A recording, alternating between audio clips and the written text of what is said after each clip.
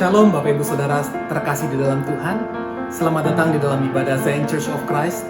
Dan pada hari ini kita akan memperingati ibadah Jumat Agung, di mana Tuhan Yesus 2000 tahun yang lalu telah mengorbankan nyawanya, memberikan hidupnya bagi kita, berkorban di kayu salib, menerima segala penderitaan, bahkan menghadapi kematian, supaya setiap kita yang percaya kepadanya, kita akan beroleh keselamatan. Inilah bentuk kasih terbesar yang pernah ditunjukkan, dan kita bersyukur bahwa Tuhan Yesus, Tuhan kita, memberikan kasih-Nya itu kepada kita.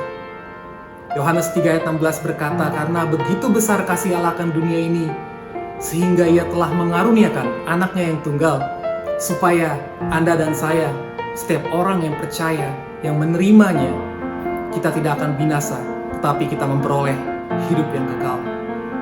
Amin. Nah, di bulan April ini, Gereja Zion Church of Christ akan mengangkat tema Greatest Love, kasih yang terbesar. Dan kita akan memulainya, kita akan berkaca dari pengorbanan Yesus yang telah Yesus berikan bagi Anda dan saya. Dan inilah kasih terbesar itu. Mari sama-sama kita siapkan hati kita masuk ke dalam ibadah ini, dan sama-sama kita tundukkan kepala kita bersatu di dalam doa. Bapa di surga, kami bersyukur Tuhan atas anugerah keselamatan yang Tuhan berikan kepada kami. Sesungguhnya kami tidak layak Tuhan, tapi Engkau telah memilih kami, dan Engkau berkorban memberikan nyawamu bagi keselamatan kami Tuhan. Kami percaya setiap kami yang menerima pengorbanan Tuhan di atas kayu salib, setiap kami yang percaya akan kasih Tuhan, kami beroleh keselamatan yang telah Tuhan janjikan. Dan kami percaya Tuhan Yesus, kasih yang telah Engkau tunjukkan bagi kami merupakan kasih yang terbesar yang boleh kami terima. Terima kasih Tuhan, kami membuka hati kami Tuhan, kami mau siapkan hati kami, kuduskan hati dan pikiran kami Bapa, agar kami boleh menerima apa yang Tuhan ingin sampaikan bagi kami pada hari ini. Kami akan meninggikan nama-Mu Tuhan, kami akan menyembah-Mu Yesus, kami akan bersatu dengan tubuh dan darah-Mu Tuhan. Dan kami percaya, kami terima berkat-berkat yang telah Tuhan sediakan bagi kami. Kami berdoa Tuhan, kami lepaskan berkat bagi siapapun yang bertugas dalam acara ibadah hari ini Tuhan. Setiap yang melayani Tuhan, Tuhan pakai setiap anak-anak-Mu ini Tuhan, menjadi berkat bagi setiap jemaat-Mu yang menyaksikan ibadah ini. Dan kami percaya melalui semuanya ini nama Tuhanlah yang dipermuliakan. Terima kasih Tuhan, kami buka hati kami siap masuk dalam ibadah yang kudus ini hanya di dalam satu nama yang berkuasa, nama Tuhan Yesus Kristus. Kita telah berdoa dan mengucap syukur. Dan sama-sama setiap kita yang percaya kita katakan, amin.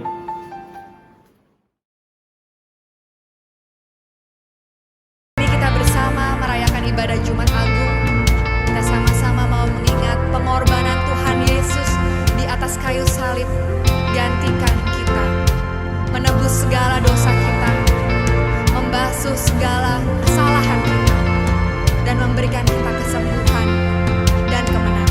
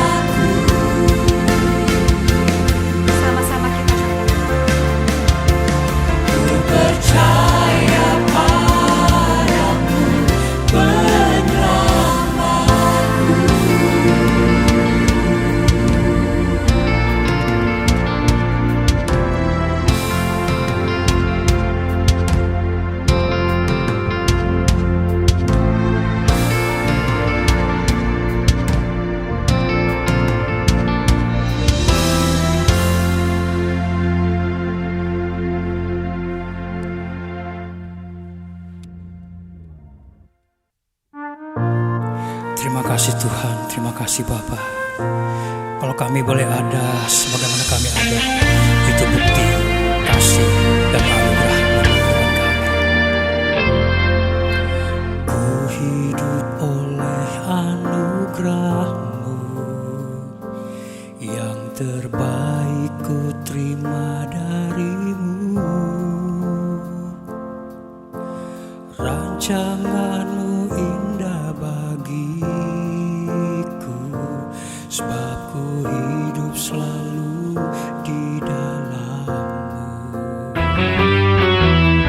Tiada pernah ku meragukan bukti kasih dan karya salib-Mu.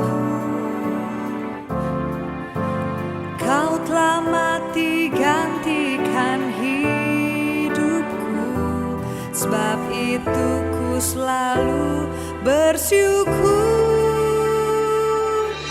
Kasih-Mu memulihkan hidupku, kuasa-Mu membangkitkan rohku.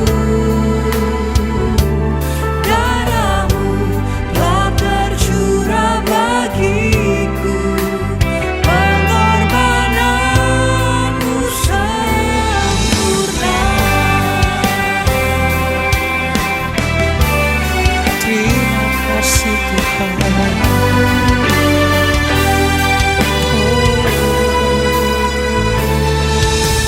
Ku hidup oleh anugerah-Mu, yang terbaik ku terima dari-Mu. Rancangan-Mu indah bagiku, sebab ku hidup selalu di dalam-Mu. Tiada pernah ku meragukan bukti kasih dan karya salib-Mu. Karya salib. Kau telah mati gantikan hidupku, sebab itu ku selalu bersyukur. Kasih-Mu memulihkan hidupku, kuasa-Mu membangkitkan rohku. Darah-Mu telah tercurah bagiku, pengorbanan-Mu sempurna.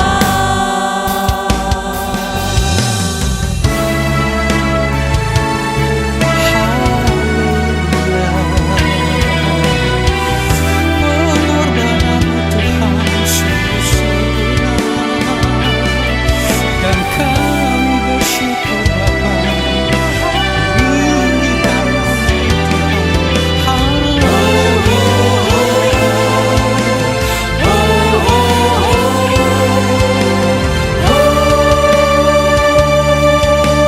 Lewat pengorbanan Tuhan di atas kayu salib, saudara, kita semua diselamatkan.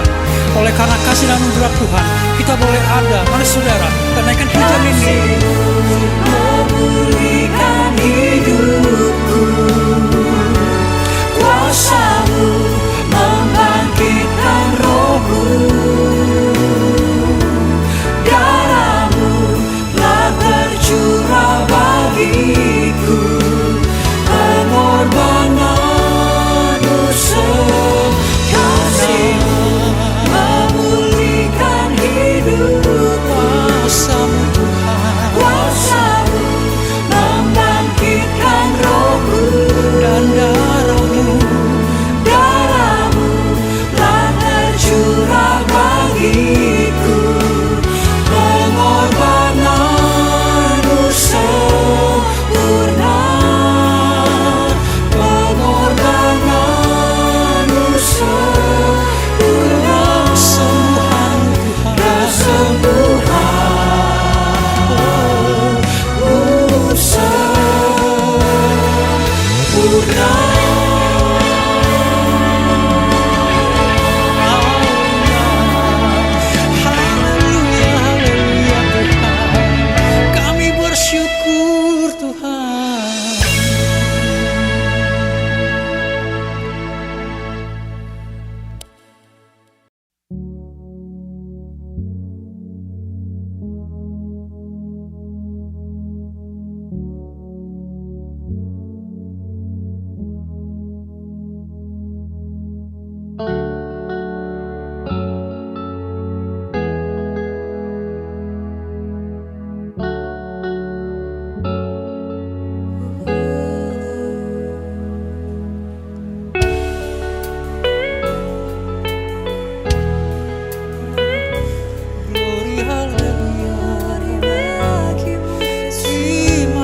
kasih Tuhan, buat kasih-Mu, buat pengorbanan dan anugerah-Mu Bapa.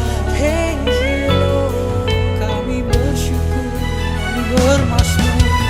Haleluya, tinggikan Engkau Raja, segala raja. Puji nama-Mu. Haleluya, haleluya bagi-Mu Tuhan. Haleluya, haleluya. Tak terukur kasih-Mu Yesus, Kau telah mati gantikan diriku. Kau curahkan darah-Mu untuk tebus dosaku. Oh Tuhan, Tak terukur kasih-Mu Yesus, Kau telah mati gantikan diriku. Kau curahkan darah-Mu untuk tebus dosaku. Layaklah Kau Tuhan, dipuji dan disembah dengan segenap hatiku. Layaklah Kau Tuhan, dipuji dan disembah dengan segenap jiwa ragaku. Kau yang layak, layak disembah.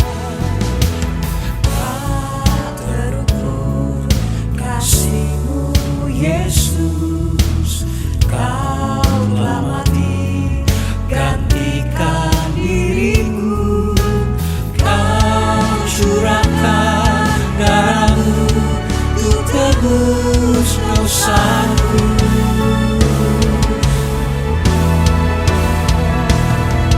Layaklah Kau Tuhan, dipuji dan disembah dengan segenap hatiku. Layaklah Kau Tuhan, dipuji dan disembah dengan segenap jiwa ragaku. Layaklah Kau Tuhan, dipuji dan disembah dengan segenap hatiku. Layaklah Kau Tuhan, dipuji dan disembah dengan segenap jiwa ragaku. Segenap jiwa, segenap jiwa kami Tuhan. Terima kasih Yesus.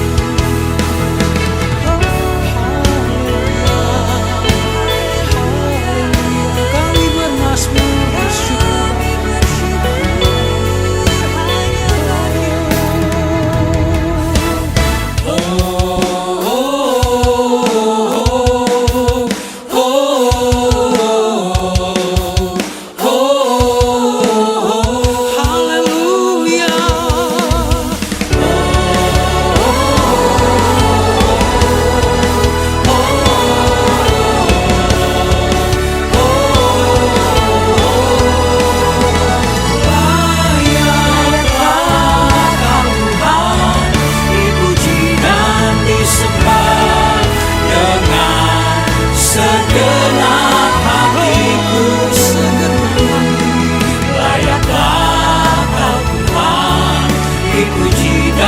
disembah dengan segenap jiwa ragaku, dengan segenap jiwa ragaku, dengan segenap jiwa ragaku. Segenap jiwa,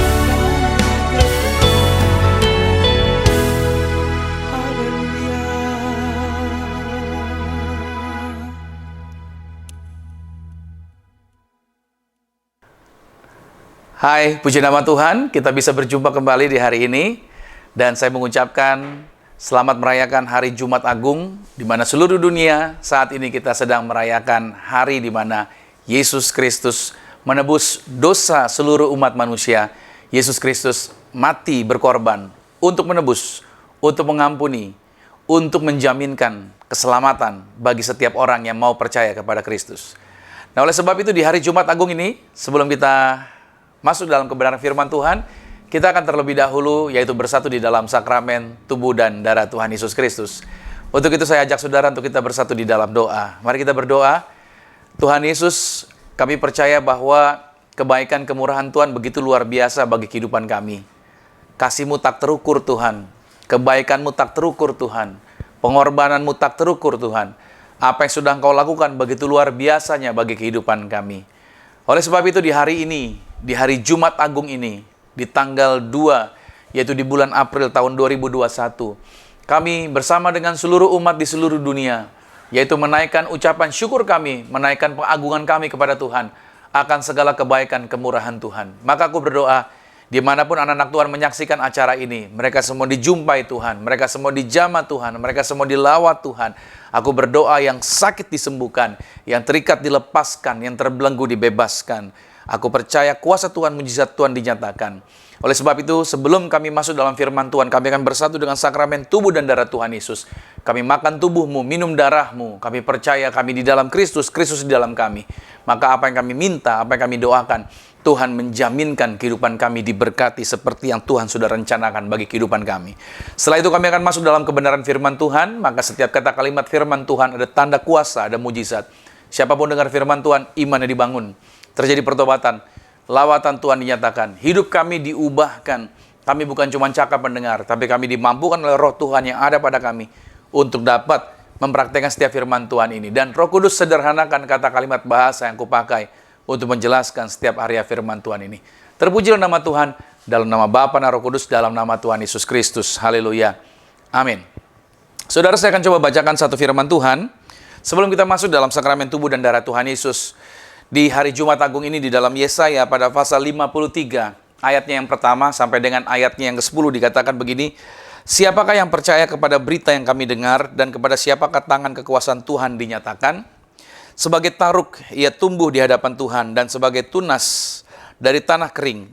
Ia tidak tampan dan semaraknya pun tidak ada sehingga kita memandang dia dan rupa pun tidak sehingga kita menginginkannya. Ayat yang ketiga dikatakan, ia dihina dan dihindari orang, seorang yang penuh kesengsaraan dan yang biasa menderita kesakitan. Ia sangat dihina sehingga orang menutup mukanya terhadap dia, dan bagi kita pun dia tidak masuk hitungan. Tetapi sesungguhnya penyakit kita lah yang ditanggungnya dan kesengsaraan kita yang dipikulnya. Padahal kita mengira dia kena tulah, dipukul dan ditindas Allah. Tetapi dia tertikam oleh karena pemberontakan kita. Dia diremukkan oleh karena kejahatan kita.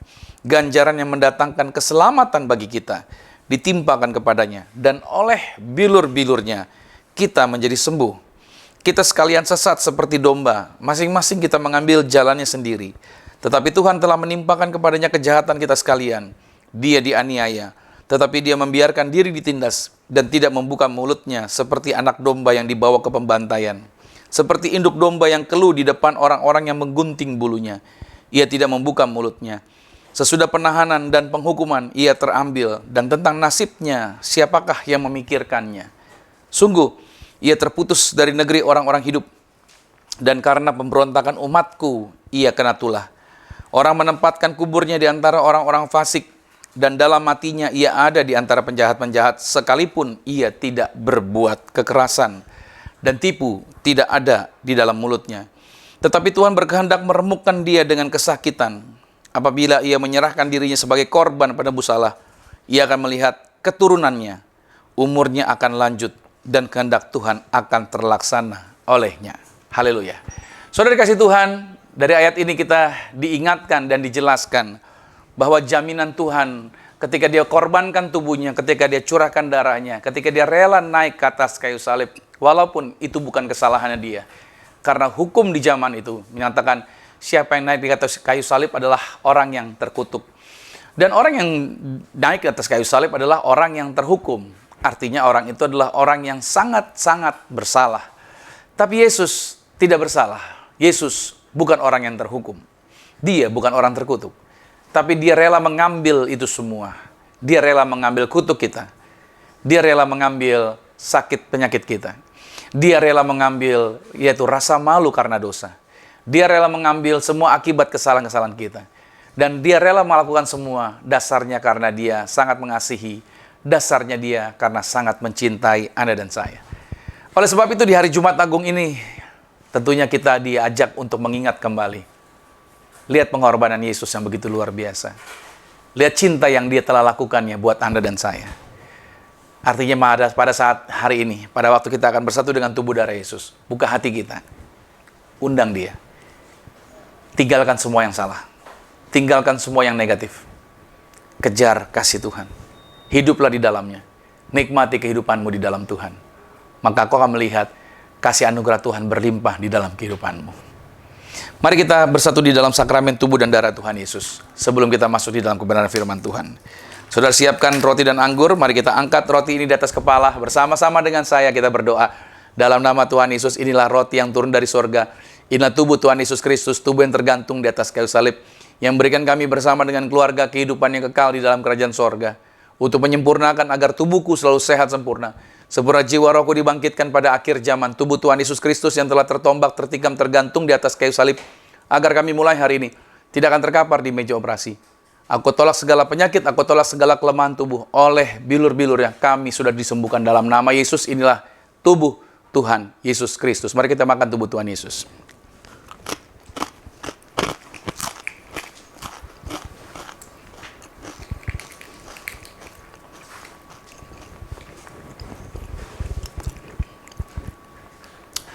Mari kita angkat anggur ini. Bersama-sama dengan saya kita katakan dalam nama Tuhan Yesus. Inilah darah Yesus Kristus, darah yang tercurah, darah yang tertumpah di atas kayu salib. Sebagai perjanjian yang baru dan yang kekal. Mulai hari ini bersama keluarga kami berjanji saling mengasihi, saling mengampuni. Kasih mula-mula senantiasa ada bersama dengan kami. Oleh korban darah Yesus, dari kepala sampai telapak kaki kami dijaminkan selalu sehat sempurna. Kami menang atas segala virus, menang atas segala penyakit, menang atas virus maut, virus berbahaya sekalipun, tidak berkuasa bagi hidup kami. Bahkan Tuhan yang menjaminkan kami. Oleh darah Yesus, kami termeterai menjadi warga sorga, yaitu punya rumah di sorga, punya rumah di bumi, tidak akan mengembara. Apapun yang kami sentuh, apapun yang kami pegang, apapun yang kami kerjakan, dibuat Tuhan berhasil. Dalam nama Tuhan Yesus, inilah darah Yesus Kristus. Dalam nama Tuhan Yesus, inilah darah Tuhan Yesus Kristus. Mari kita minum darah Tuhan Yesus.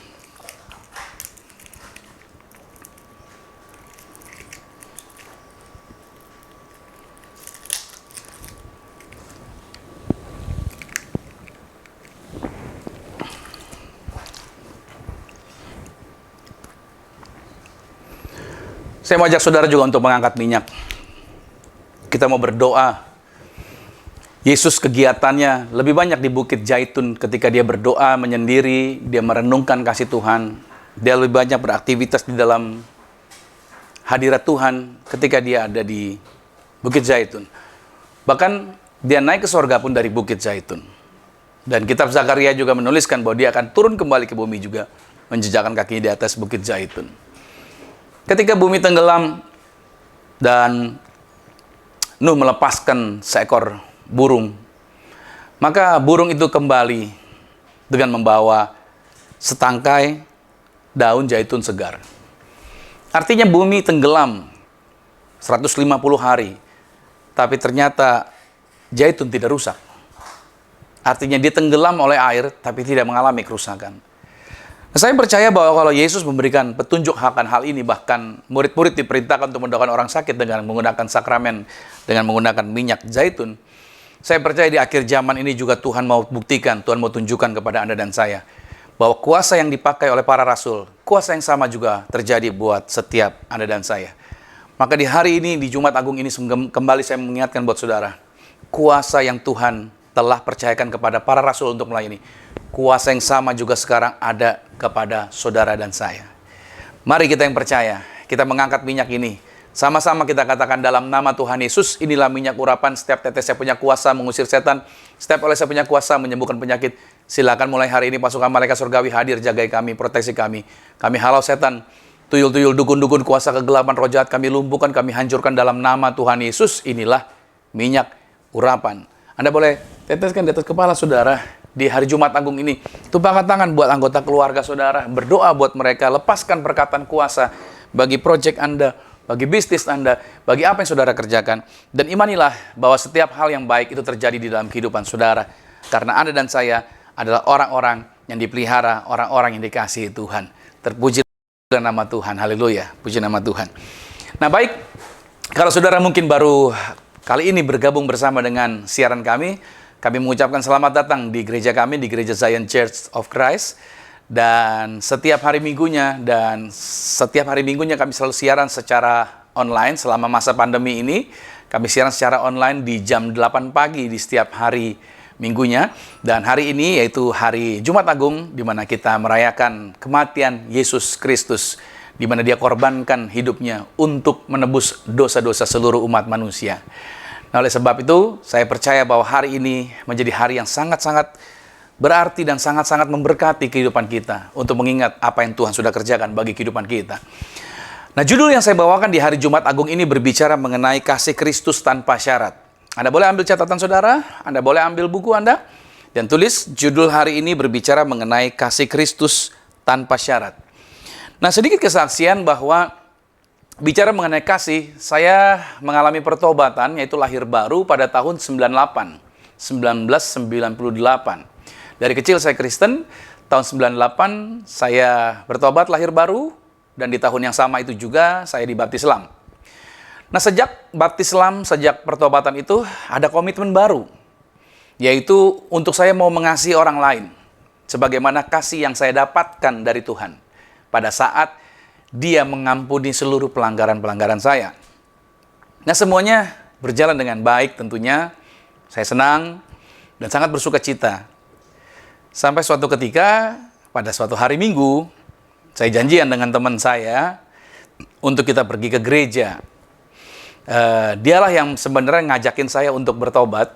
Makanya saya exciting sekali setiap kali diajak ke gereja, mau berangkat ke gereja. And then pada waktu saya tunggu, dia datangnya terlambat. Dari rasa exciting, senang, saya jadi menggerutu gitu loh. Akhirnya pergi ke gerejanya menjadi terlambat. Nah, lalu mendadak saudara, sikap yang tadinya semula sikap untuk mengasihi, itu mendadak lenyap dan berganti dengan yang namanya kekecewaan. Ya, aneh juga buat saya. Ini saya katakan buat saudara bahwa sulit sebenarnya untuk manusia dapat memahami kasih Tuhan yang tanpa syarat. Kenapa demikian? Karena kita manusia selalu akan menaruh syarat-syarat pada kasih yang kita berikan. Kita mungkin bisa saja berkata bahwa kasih kita tak bersyarat. Kita mau mengasihi orang tanpa syarat. Ya kan? Tetapi pada kenyataannya, situasi, kondisi, keadaan dapat membuat kasih itu jadi menghilang. Nah, jangan kaget karena itu yang terjadi. Kristus dapat menawarkan kasih tanpa syarat.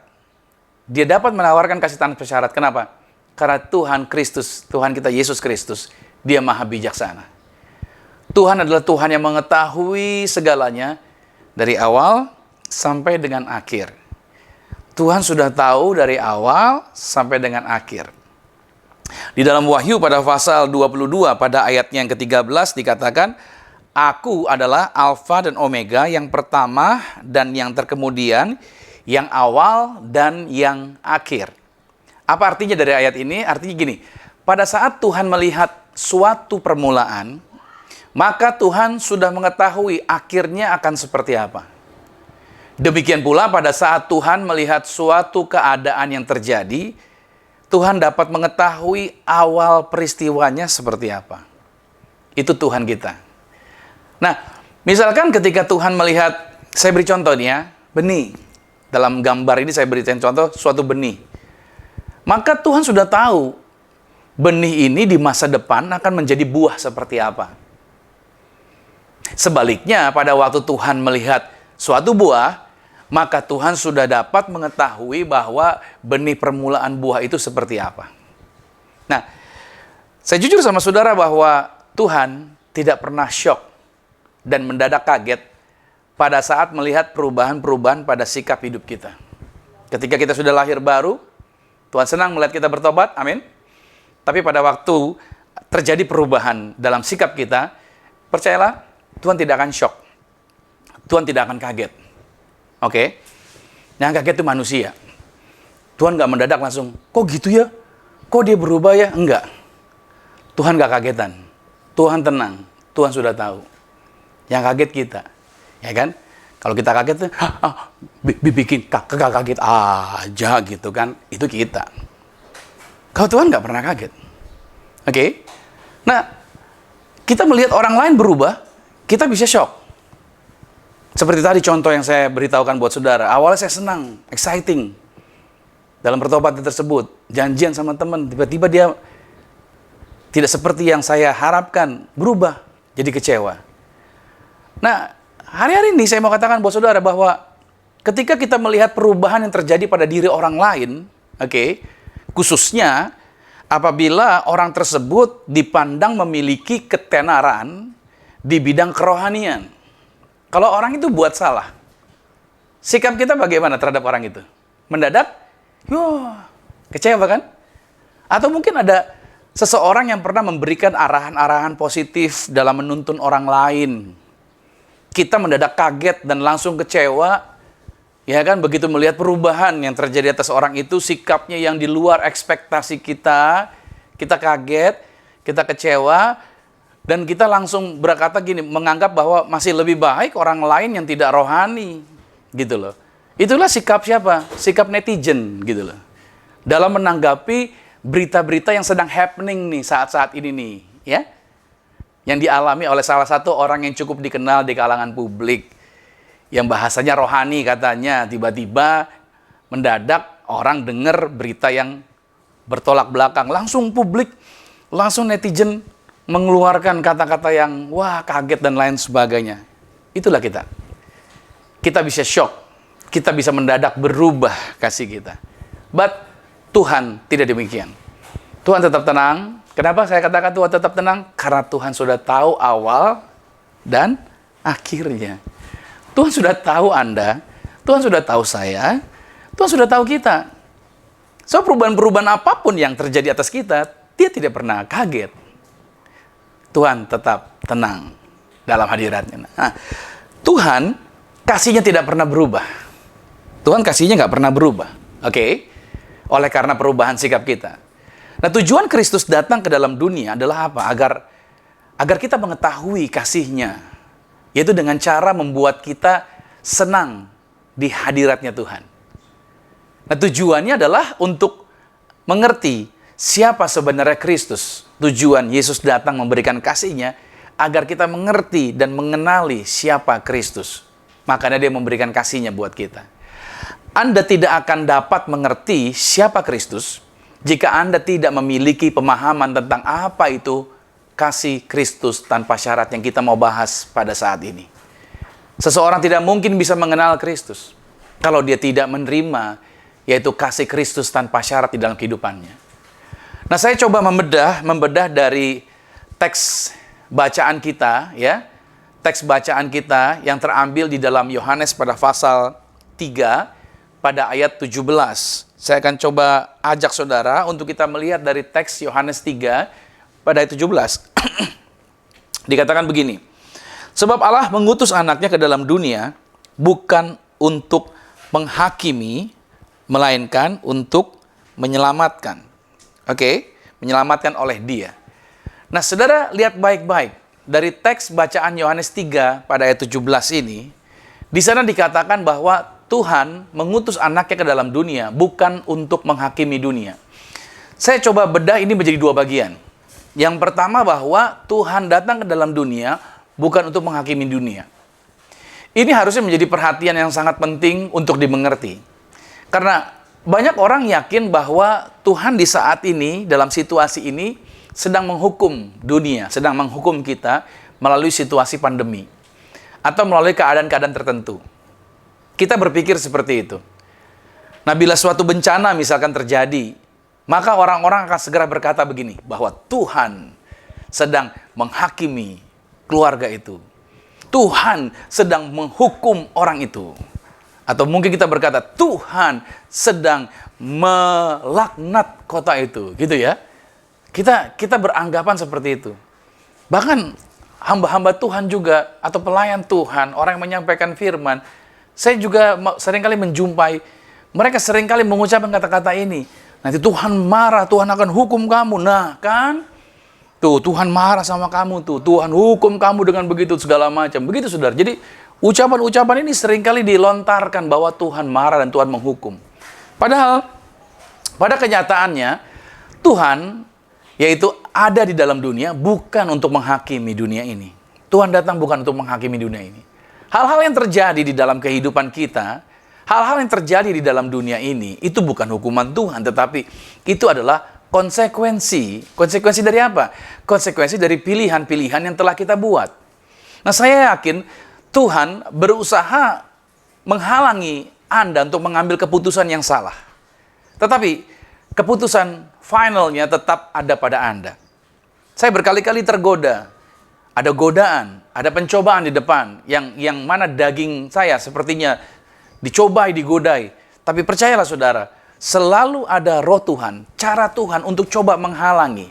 Nah, tergantung sayanya, apakah sayanya mau bekerja sama dengan Tuhan, ataukah saya mengabaikan apa yang Tuhan coba tolong sama saya. Artinya, Tuhan tinggal diam, dia coba menghalangi. Tetapi, finally, pada akhirnya, keputusan ada di tangan kita. Nah, sayalah yang harus mengambil keputusan.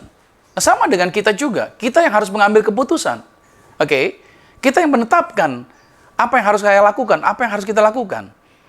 Makanya, kalau orang misalkan dia berselingkuh dengan wanita lain, sampai dia punya anak di luar pasangannya, saya cuma mau katakan bahwa itu adalah keputusan yang sudah dia buat.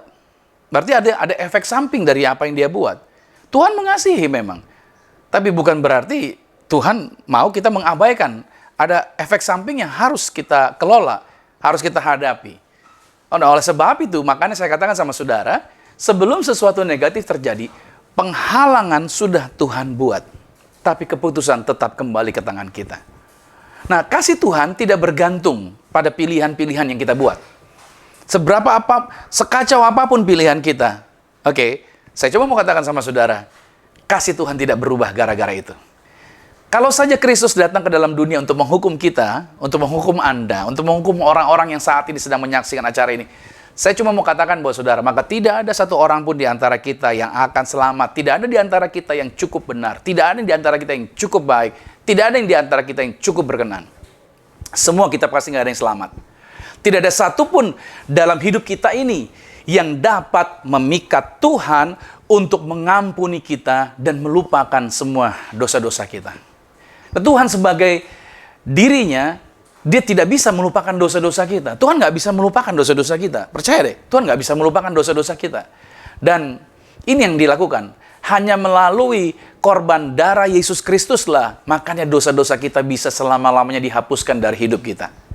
Nah, pada saat Kristus datang dalam hidup saya, maka apa yang terjadi? Tuhan memandang saya, dan Tuhan tidak lihat lagi. Tidak lihat apa? Tidak lihat masalah yang saya bikin. Tuhan tidak melihat masalah saya. Oke? Semua yang Tuhan lihat pada saya adalah apa? Cerminan anaknya. Siapa? Yesus Kristus yang ada di dalam diri saya.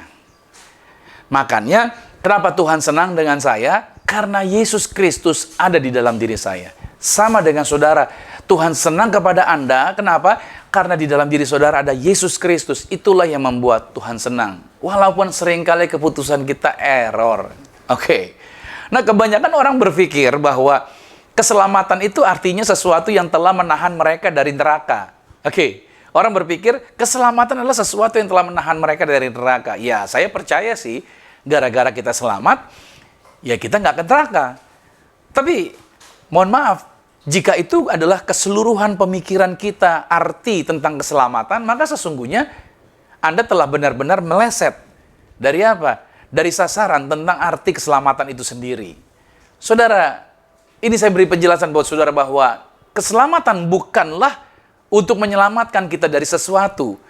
Melainkan keselamatan adalah untuk menyelamatkan kita bagi sesuatu. Garis bawahi ini perbedaannya. Bukan kita diselamatkan dari sesuatu, tapi menyelamatkan kita untuk bagi sesuatu. Kita dipergunakan bagi sesuatu. Anda dan saya diselamatkan untuk Kristus.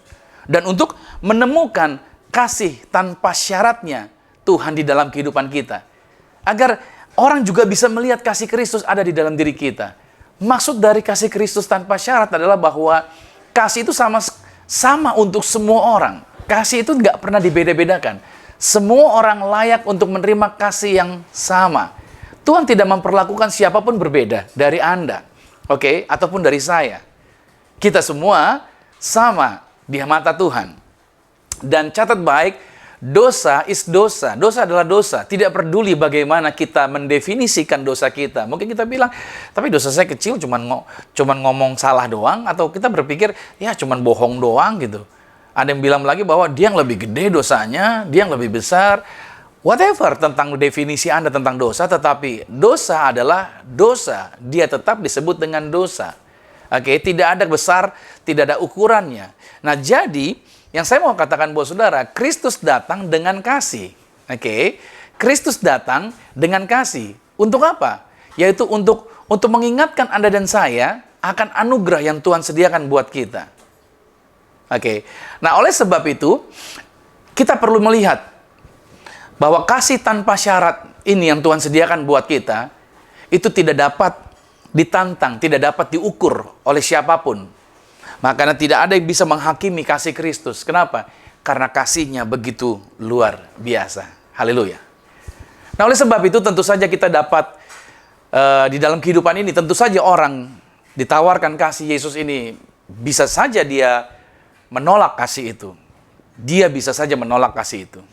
Dan saya melihat bahwa saat yang paling mengerikan yang bisa dialami seseorang yang telah menjalani kehidupan yang baik, yaitu pada saat nantinya dia berjumpa dengan Yesus. Dan pada waktu dia berjumpa dengan Yesus, Tuhan mengatakan begini, aku tidak pernah mengenal kamu. Enyahlah engkau daripadaku.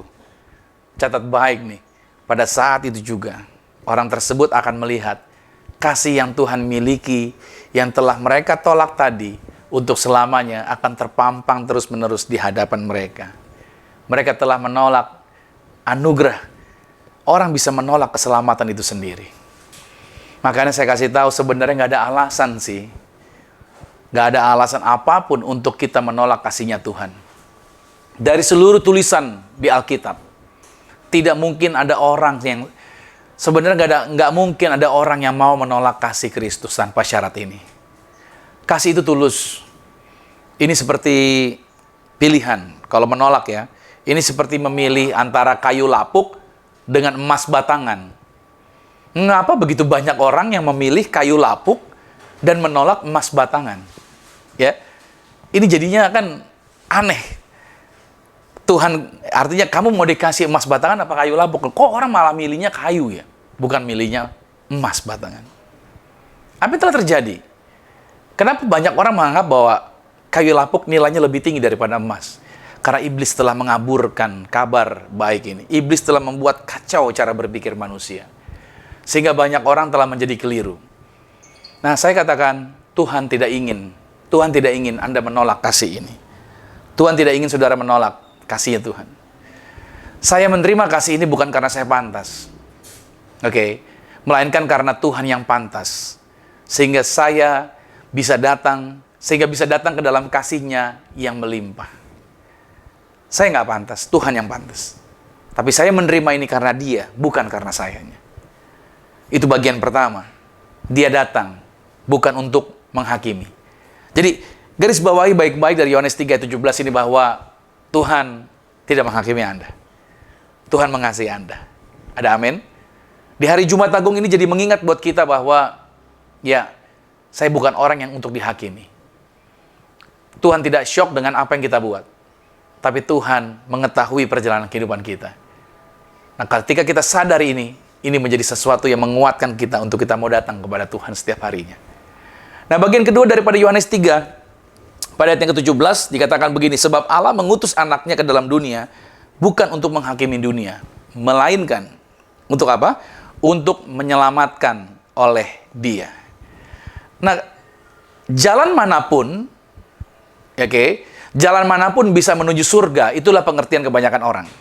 Banyak orang mengartikan bahwa jalan mana aja bisa ke surga kok, katanya begitu. Makanya, para teroris berpikir, perbuatan dia bisa membuat dia masuk surga. Gitu loh. Makanya dia berpikir, dia rela melakukan tindakan teror karena dia percaya bahwa dia juga punya jalan untuk masuk ke surga. Nah, tapi kalau Anda memikirkan baik-baik gagasan tersebut, sebenarnya secara logis, itu nggak bisa masuk akal. Kenapa demikian? Karena nggak setiap jalan, kalau saya gambarkan secara logikanya, nggak setiap jalan bisa membawa saya dari tempat saya berdiri ini untuk bisa berangkat ke Pulau Bali, misalkan begitu. Oke ya, nggak semua jalan bisa membawa saya ke Pulau Bali. Demikian halnya dengan surga. Oke. Alkitab memberikan jaminan bahwa hanya ada satu jalan. Oke. Untuk ke surga, jalannya adalah siapa? Tuhan kita, Yesus Kristus. Yohanes 14 pada ayat yang ke-6 dikatakan, kata Yesus kepadanya, akulah jalan dan kebenaran dan hidup. Tidak ada seorang pun yang datang kepada Bapa kalau tidak melalui aku. Nah, jalannya adalah Yesus. Dan kereta atau kendaraan yang akan membawa kita dari sini sampai ke surga adalah apa? Ini saya bawakan buat saudara. Kasih Kristus tanpa syarat. Itu yang Ia sediakan bagi kita. Nah, begitu kita naik kereta tersebut, pada saat kita menerima kasih Kristus tanpa syarat tersebut, maka sepertinya, ini saya katakan, kita tidak akan, maksudnya tidak ada hal lain lagi yang lebih penting dalam kehidupan kita. Begitu kita sudah ada menerima kasih Kristus tanpa syarat, jabatanmu nggak penting lagi. Ketika engkau sudah menerima kasih Kristus tanpa syarat, pabrikmu nggak lebih penting lagi. Ketika engkau menyadari kasih Kristus tanpa syarat, proyek-proyekmu bukan hal yang lebih penting lagi dari hidupmu. Ketika engkau menerima kasih Kristus tanpa syarat, depositomu yang begitu banyak bukan hal yang lebih penting lagi. Ketika engkau menerima kasih Kristus yang lebih banyak, bahkan gerejamu yang katanya gede, yang punya banyak propertinya, yang punya banyak asetnya, bukan hal yang penting lagi. Makanya saya suka lagu sekolah minggu. Gereja bukan gedungnya, gereja bukan menaranya, tapi gereja adalah apa? Orangnya. Bukan itu lagi yang penting lain-lain. Begitu Anda menerima kasih Kristus tanpa syarat, nama baik sekalipun bukan hal yang penting lagi. Karena saudara memiliki sesuatu yang luar biasa. Kasih Kristus tanpa syarat bagi hidup Anda.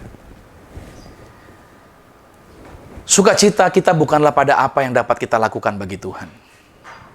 Melainkan pada apa yang telah Tuhan lakukan untuk kita. Dan terus Dia lakukan. Terus menerus dilakukannya di dalam kehidupan kita sampai selama-lamanya. Bapak Ibu dikasih Tuhan. Allah menginginkan seluruh dunia diselamatkan. Bapa tidak ingin ada orang yang tidak masuk surga. Oke. Kita yang pengen orang nggak masuk surga. Tapi Tuhan ingin semua orang masuk surga. Kita sering nyumpain orang agar masuk neraka. Tapi Tuhan ingin semua orang diselamatkan. Haleluya. Makanya saya katakan buat saudara, walaupun ada pemberontakan dan dosa, saya mau katakan buat saudara bahwa Tuhan ingin semua orang untuk diselamatkan. Nah, persoalannya adalah apa? Nggak semua orang pengen ke surga. Nggak semua orang pengen masuk surga. Itu pilihan mereka. Surga sebenarnya nggak ada hubungannya dengan Anda. Surga nggak ada hubungannya dengan saya.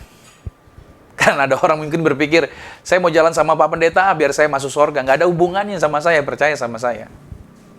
Oke. Atau saudara mungkin kenal dengan orang-orang yang hebat, yang rohani banget gitu. Oh, saya mau deket-deket dengan dia Pak agar saya bisa masuk surga. Percaya sama saya. Surga itu nggak ada hubungannya dengan saya, nggak ada hubungannya dengan Anda, nggak ada hubungannya dengan manusia. Oke. Yang ada adalah apa? Hanya ada hubungannya dengan Kristus. Surga itu hubungannya dengan Kristus. Udah titik itu aja. Makanya segera setelah hidup saya arahkan, mulai saya fokuskan kepada Kristus. Oke, dan fokus itu terus saya lanjutkan kepada Kristus, maka saya sedang dipersiapkan untuk surga. Hal itulah yang harusnya kita lakukan. Pada waktu kita mau fokus kepada Yesus, mari kita fokus sama Yesus, fokus sama Yesus. lakukan terus-menerus, maka saudara dipersiapkan untuk masuk kerajaan sorga. Nah, ketika orang semasa hidupnya menjauh dari Tuhan, dia kenal Tuhan, tapi dia menjauh dari Tuhan, serta hidupnya dalam pemberontakan dan dalam dosa, lalu orang tersebut, mohon maaf nih, dia meninggal dunia. Nah, saya sering kali mendengar pada prosesi acara penguburan, baik hamba Tuhan atau keluarga mengatakan bahwa orang yang meninggal ini telah berada di sorga, yaitu orang ini telah berada di lokasi di mana mereka berasal. Wah, ya kan? Ada banyak orang hidup kayak penjahat gitu ya. Hidup tipu sana, hidup tipu sini. Ya kan? Hidup godain wanita sana, hidup dengan perempuan ini, dengan perempuan itu. Hidup kacau lain sebagainya. Tapi begitu mati, pendeta kalah. Kenapa? Begitu mati, jas bagus. Ya kan? Dasi, salib tebal, ya kan? Alkitab di kanan, gitu kan? Mungkin dikasih lagi, mungkin ada stola lagi, mungkin begitu saudara. Mantap. Hidup kayak penjahat, mati kayak pendeta. Dipikir dengan pernak-pernik seperti itu, nih sudah ada di sorga nih. Makanya saya kalau saya diundang untuk doain untuk penguburan, saya tidak mau cepat untuk berkata bahwa saudara kasih Tuhan, dia meninggal ini, dia sudah ada di surga, dia sudah bersama dengan Tuhan, dia sudah tenang bersama dengan Tuhan di surga. Saya membatasi diri saya untuk itu kalau saya nggak kenal gitu ya. Lebih baik saya berbicara hal-hal yang menghiburkan buat orang-orang yang sedang kedukaan di saat itu, saudara. Nah, saudara kasih Tuhan, ini menjadi hal yang penting sekali untuk kita ingat di dalam kehidupan kita. Bahwa sebenarnya saya tidak ingin berdebat dengan siapapun ya tentang hal ini, bahwa apakah orang itu sudah ada di surga atau belum. Saya nggak mau berdebat mengenai hal ini. Oke. Tetapi sungguh menyedihkan sebenarnya kalau ada orang mengatakan seperti itu tadi, bahwa orang ini sudah ada di surga. Walaupun orang itu sudah tahu bagaimana kehidupan sebelumnya. Karena selama hidup mungkin mereka percaya pada Yesus. Hidupnya mungkin mereka percaya pada Yesus, tetapi mereka menolak kasih Kristus tanpa syarat tersebut. Ingat, saya ulangi kembali buat saudara, bahwa Yesus adalah jalannya. Tadi sudah saya bicarakan buat saudara. Yesus adalah jalannya. Oke, jalan ke surga melalui Yesus. Tapi kasih Kristus tanpa syarat adalah kendaraan yang akan membawa kita melalui jalan itu untuk ke sorga. Nah, sebagai contohnya begini, saudara. Kalau ada orang ya yang tidak mau menerima kasih Kristus tanpa syarat itu, ibaratnya seperti seorang yang sedang menuruni sebuah eskalator sambil terus memandang ke bawah. Turun eskalator sambil terus lihat ke bawah. Nah, artinya orang tersebut dalam perjalanan hidupnya, gambarannya adalah dia sedang menuju ke neraka. Oke, saya kasih contoh seperti itu ya, ilustrasi saya. Dia sedang menuju ke neraka. Lalu, pada satu saat, orang itu berubah menjadi percaya kepada Yesus. Oke, tetapi dalam perjalanan kehidupannya, dia nggak mau menerima kasih Kristus yang tanpa syarat tadi. Maka analoginya, orang tadi yang tadinya menghadap ke bawah, yang eskalator menghadap ke bawah, dia berputar sekarang menghadap ke atas. Tapi problemnya sekarang adalah apa? Dia memandang Kristus tetapi tetap dalam kondisi eskalatornya ke bawah. Oke, artinya dia memang berbalik. Dia sekarang memandang Kristus. Tapi jadi persoalannya adalah apa? Dia tetap terarah ke bawah. Karena dia nggak mau terima apa tadi? Kasih Kristus yang tanpa syarat. Perbedaannya dari dua cerita tadi adalah apa? Kalau yang pertama, dia masuk neraka dengan pemandangan ke neraka. Sedangkan contoh yang kedua adalah dia juga masuk neraka sambil memandang wajah Yesus. Nah, saya berdoa, saudara, dua-duanya saudara nggak ngalamin itu. Maunya saya adalah, terimalah apa tadi? Kendaraannya. Yaitu apa? Kasih Kristus yang tanpa syarat. Karena kasih Kristus tanpa syarat ini tidak dapat dinegosiasi. Tuhan telah menetapkan kasih ini sebelum dunia dijadikan. Kasih Tuhan bukanlah untuk ditawar-menawar. Kasih ini tidak akan pernah berubah. Yang perlu kita lakukan adalah mari kita datang kepada Yesus. Akui dia sebagai juru selamat Anda dan terimalah kasih-Nya yang tanpa syarat tadi. Nah, kita terbiasa memandang semua orang dengan ukuran, dengan ras, dengan gender, dengan segala macam hal, ya kan, kekayaan mereka, pemandangan pendidikan mereka dan lain sebagainya. Itu cara pandang kita. Tetapi ketika Tuhan memandang orang-orang, dia melihat tidak dengan itu, tapi dia melihat gambaran Yesus ada di dalam saudara. Dan jika seseorang bukan orang percaya, maka sebenarnya gambar itu telah dirusak dan dihancurkan oleh si jahat. Kerinduan Tuhan adalah apa? Untuk mengembalikan gambar yang rusak itu melalui kasih Kristus tanpa syarat. Kalau selama ini kau tertuduh terus, kalau selama ini kau merasa bahwa hidupmu jauh dari Tuhan dan kau merasa tidak layak terus, karena iblis telah menaruh gambar yang salah kepada saudara. So, pada saat hari ini, di hari Jumat Agung ini, saya berdoa buat saudara, terimalah kasih Kristus yang tanpa syarat ini, karena itu akan bisa merubah gambaran diri Anda yang rusak tadi menjadi gambarannya Kristus ada di dalam diri saudara. Bilang amin. Ya, memang inilah saya katakan adalah kasih tanpa syarat yang Tuhan sediakan. Meskipun begitu, meskipun kasih ini tanpa syarat, saya ulangi lagi, kita perlu mengerti bahwa ketika Tuhan menciptakan manusia, Dia memberi kita kuasa untuk apa? Untuk memilih. Tuhan tidak akan pernah memaksa siapapun untuk mengasihi Tuhan. Nah, saya masuk surga bukan karena saya mati. Catat dulu ya, Anda masuk surga bukan karena Anda mati. Tapi saya dan saudara masuk surga karena apa? Karena saya dan saudara telah menerima Tuhan Yesus Kristus. Dan juga saya dan saudara telah membiarkan kasih Kristus tanpa syarat mengalir ke dalam hati kita dan membanjiri kita dengan kerinduan dan dengan penyembahan kepada Tuhan. Kasih Kristus atau kasih Tuhan tidak pernah berubah. Kasih Tuhan itu sempurna, kasih Tuhan itu murni dan suci. Itu artinya kasih Tuhan tidak kekurangan apapun. Oleh sebab itu, saudara yang kasih Tuhan, diperlukan komitmen bagi Anda dan saya. Komitmen kita untuk kepada siapa? Kepada Tuhan. Dengan itu akan membawa kita kepada kereta kasih tersebut dan memungkinkan kita untuk mulai mengalami kasih yang luar biasa dalam Tuhan kita, Yesus Kristus. Karena itu dibutuhkan yang namanya komitmen. Ayo ambil komitmen hari ini. Saya akan berdoa nanti di akhir khotbah ini buat saudara. Nah, kasih Tuhan dalam hidup kita tidak berdasarkan kemampuan kita. Untuk melakukan sesuatu. Bukan berdasarkan itu. Kebanyakan orang berpikir bahwa Tuhan mengasihi mereka karena mereka melakukan sesuatu dulu untuk Dia. Saya ingatkan, itu adalah sikap manusiawi, bukan sikap Tuhan. Kalau kamu tidak bangun pagi jam segini, kamu tidak berdoa, Tuhan tidak akan memberkati kamu. Ya kan? Banyaklah bangun pagi, banyaklah melakukan A, banyaklah melakukan B, maka Tuhan akan mengasihi kamu. No. Bukan begitu caranya. Itu adalah sikap manusiawi, bukan sikap Tuhan. Tuhan mengasihi kita karena apa? Karena Ia menciptakan kita segambar dengan Dia. Kita tidak membawa apapun kecuali kasih Tuhan bagi kita.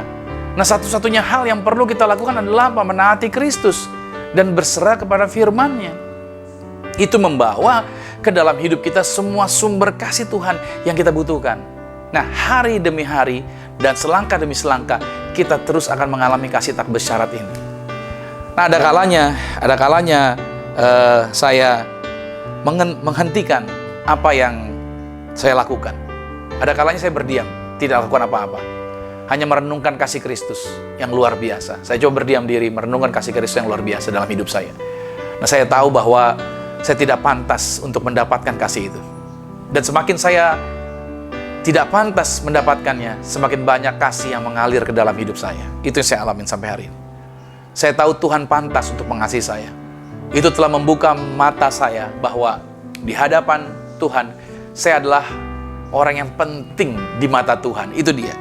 Nah, begitulah perasaan Tuhan terhadap setiap orang. Tuhan merasakan tentang saya seperti Dia rasakan tentang Anda. Dan bagaimana perasaan Tuhan tentang Anda adalah bagaimana perasaannya terhadap orang-orang lain. Nah, Kristus datang bukan untuk membawa agama, garis bawah ini. Tetapi Kristus datang untuk membawa kasih tanpa syarat yang Ia mau bagikan kepada semua orang yang mau percaya. Menurut saya agama hanya menimbulkan kebingungan. Agama hanya menimbulkan kebingungan dan menambahkan berbagai ritual serta peraturan yang membuat orang hitung-hitungan untung dan rugi kepada Tuhan. Tetapi justru di masa seperti ini kita bisa punya banyak waktu untuk menyendiri dengan Tuhan dan merenungkan tentang Tuhan, memikirkan Tuhan dan membukakan hati dan membiarkan Tuhan memenuhi hati kita dengan hadirat-Nya. Saudara kasih Tuhan, ketika kita menyadari kasih Kristus tanpa syarat yang Ia sediakan bagi setiap kita, maka saya rasa tidak ada hal yang lebih penting lagi dalam hidup ini selain mengalami hadirat Tuhan. Oke, gak ada yang lebih penting lagi selain mengalami hadirat Tuhan. Jika saya mengikuti Dia, saya akan memiliki semua kasih yang saya butuhkan untuk menjalani hidup yang akan menghormati dan memuliakan Tuhan. Saya close dengan closing statement perkataan saya seperti ini, bahwa saya tidak ingin membuat siapapun terkesan. Saya tidak tergoda untuk membuat keluarga atau teman-teman saya terkesan agar kelihatan rohani dan lain sebagainya. Saya tidak tergoda untuk mengesankan komunitas religius manapun. Saya hanya dikuasai oleh sebuah fakta bahwa kasih Kristus mengalir tanpa syarat ke dalam kehidupan saya. Dan dengan itu apa yang terjadi? Saya dapat melakukan firman itu.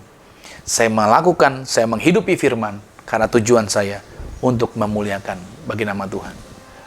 Garis bawahi kata-kata ini saudara, bahwa Tuhan tidak mencari Anda untuk sukses melakukannya. Bukan untuk sukses melakukan firman. Tapi Tuhan panggil Anda untuk setia melakukan firman Tuhan. Dan ingat baik-baik di awal, saya ulang sedikit. Tuhan gak pernah shock atau kaget dengan ketidakmampuan atau kegagalan. Tuhan sudah mengetahui Anda dari awal sampai dengan akhirnya. So, punya hati yang bergembira hari ini, di hari Jumat Agung ini, bukan lagi dengan ketakutan, tapi dengan sukacita, karena kita tahu kita punya Bapa yang sangat mengasihi. Kristus telah memberikan kasih tanpa syarat buat kita. Amin. Selamat merayakan Jumat Agung. Mari kita berdoa. Terima kasih Tuhan Yesus, kami percaya bahwa di hari Jumat Agung ini kami dibukakan pengertian. Kristus datang bukan untuk menghakimi. Engkau datang justru untuk menyelamatkan kami. Kami bersyukur Tuhan buat anugerah yang Tuhan sediakan. Di hari Jumat Agung ini kami dibukakan mata kami, pikiran kami diperlihatkan betapa Tuhan memberikan kasih yang tanpa syarat ini luar biasa. Bahwa kami diselamatkan, bukan diselamatkan dari sesuatu, tapi kami diselamatkan untuk sesuatu. Maka kehidupan kami bukan buat kami lagi, kehidupan kami adalah buat Kristus. Pada saat kami memiliki dan menyadari bahwa kami memiliki kasih tanpa syarat, yang lain gak penting lagi. Yang penting cuman Kristus. Bagaimana kami bisa fokus kepada Engkau. Thank you Lord Jesus. Terima kasih, ajar kami Roh Kudus untuk kami mempraktikkan firman Tuhan ini, melakukannya, mengingatnya, dan kehidupan kami jadi garam, jadi terang, jadi berkat, agar orang-orang bisa melihat perubahan yang terjadi dalam kehidupan kami. Di hari Jumat Agung ini kami bersyukur buat korban tubuh-Mu, curahan darah-Mu yang menjaminkan kehidupan kami ini Tuhan. Thank you Lord Jesus. Maka aku berdoa buat setiap anak-anak Tuhan dimanapun mereka berada. Maka kalau mereka mungkin baru pertama kali hadir, kalau saudara mungkin baru pertama kali hadir, baru mengikuti acara ini, saudara terbuka hatimu untuk menerima kasih Kristus tanpa syarat. Saya berdoa dari sini, saya berdoa buat saudara, lawatan Tuhan menjangkau Anda, lawatan Tuhan mengurapi Anda. Aku melepaskan kuasa, aku melepaskan berkat untuk Anda. Terimalah kasih Kristus, terimalah anugerah Tuhan, membebaskan engkau, melepaskan engkau dari segala bentuk penipuan iblis, dari gambaran yang salah, dari gambaran yang rusak, dilepaskan dalam nama Yesus. Terjadi pemulihan bagi kehidupanmu. Tuhan membebaskan, Tuhan mengasihi engkau. Roh Kudus hadir dalam kehidupanmu dalam nama Tuhan Yesus Kristus. Haleluya. Terima kasih Tuhan buat kasih-Mu. Terima kasih buat kabar baik yang kami terima. Maka aku berdoa, biarlah kasih karunia Tuhan menyertai dan memberkati seluruh yang sudah terlibat melayani hari ini. Semua diberkati Tuhan. Semua yang sudah korban pelayanan, setiap korban mereka, apa yang mereka telah korbankan, digantikan Tuhan yang luar biasa. Tangan-tangan mereka juga diberkati dengan luar biasa. Terima kasih Tuhan Yesus. Saatnya kami akan mengakhiri dan kami akan menerima berkat-berkat Tuhan. Kekasih Kristus, arahkan hati. Aminkan berkat ini menjadi milik kita. Diberkatilah engkau di dalam usahamu, diberkatilah engkau dalam pekerjaanmu, diberkatilah engkau di dalam studi sekolah kuliahmu, dan diberkatilah engkau di dalam pelayananmu. Apapun yang kau pegang kerjakan di dalam kekudusan. Ingatlah perkara ini. Tuhan Yesus Kristus pasti buat engkau berhasil. Diangkat Tuhan, kau naik ke atas bukan turun. Jadi kepala bukan ekor. Aku berdoa sepanjang minggu, bulan, bahkan tahun ini merupakan minggu, bulan, tahun yang penuh berkat. Sehingga siapapun tinggal dengan engkau pasti diberkati. Keluargamu diberkati, orang tuamu diberkati, saudara-saudarimu diberkati, rumah tanggamu berbahagia. Terimalah berkat anugerah dari Bapa di surga, cita kasih di dalam Yesus Kristus, kekuatan penghiburan di dalam kuasa Roh Kudus menyertai mengurapi setiap kita mulai saat ini Sampai Tuhan datang menjemput Anda dan saya, keluargamu dan keluarga aku, kita semua sama-sama menjadi warga kerajaan sorga. Yang percaya sama-sama katakan, amin, haleluya. Selamat merayakan Jumat Agung di hari ini, dan sampai jumpa di hari Paskah, di hari Minggu. Tuhan Yesus Kristus memberkati. Amin.